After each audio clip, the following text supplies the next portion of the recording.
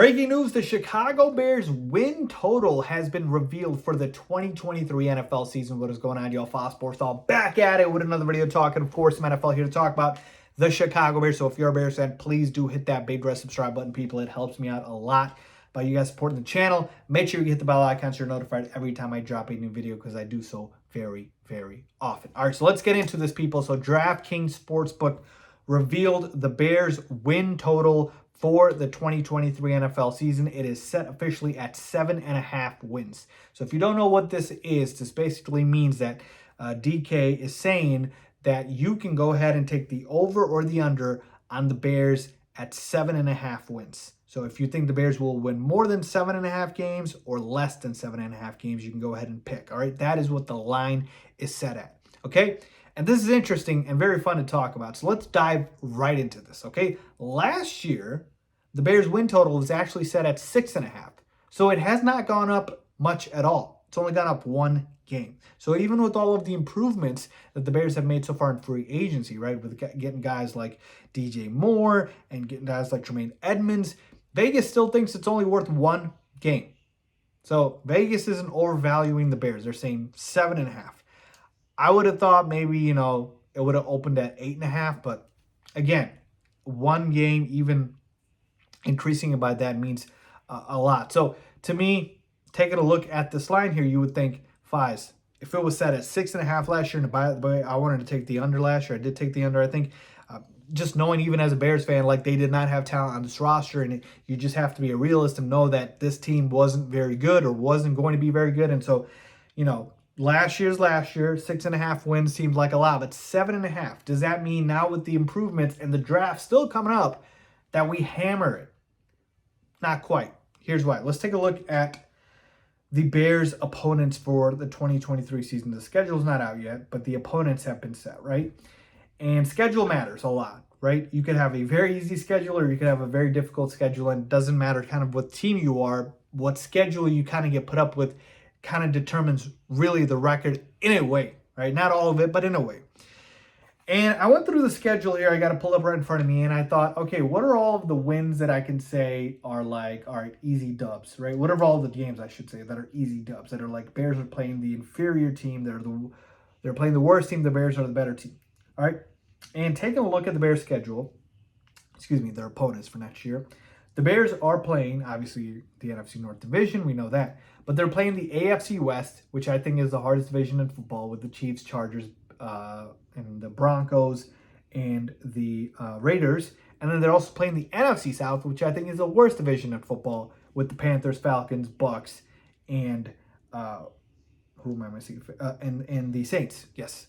So they're playing those two divisions, which are absolutely terrible. So taking a look at these opponents here, again, which ones are the gimmies?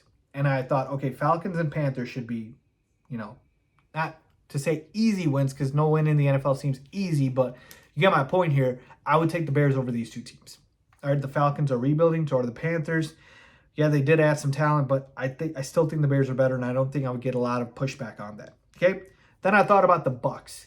Look, the Bucks are a team that, they have good skill players still at their positions, and Mike Evans and Chris Godwin and guys like that, but defense is solid too. But, Baker Mayfield's the quarterback. I'm not a big Baker fan at all, and I just don't think the Bucks would be very good next year. And so I will take the Bears over the Bucks.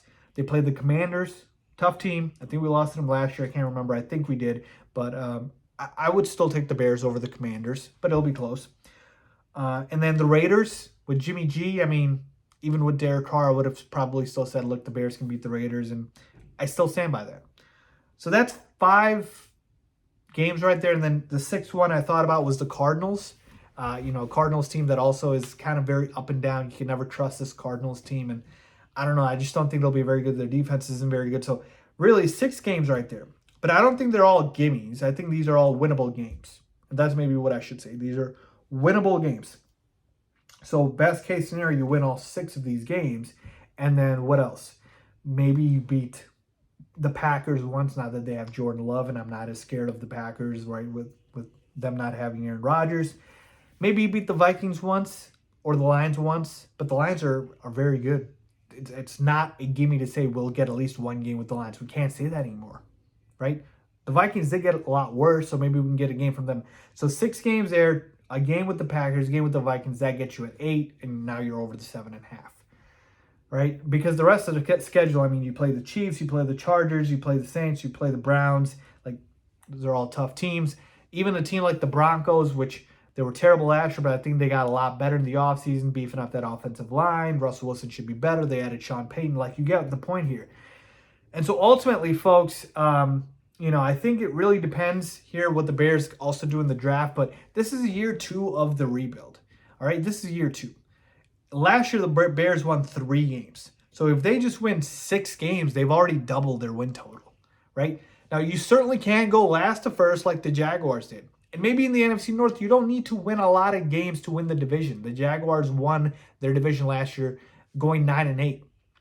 But ultimately, I think the Bears will finish like right around this number maybe. This is why they're always so sharp, because Vegas knows. I'm not going to make my full prediction video yet.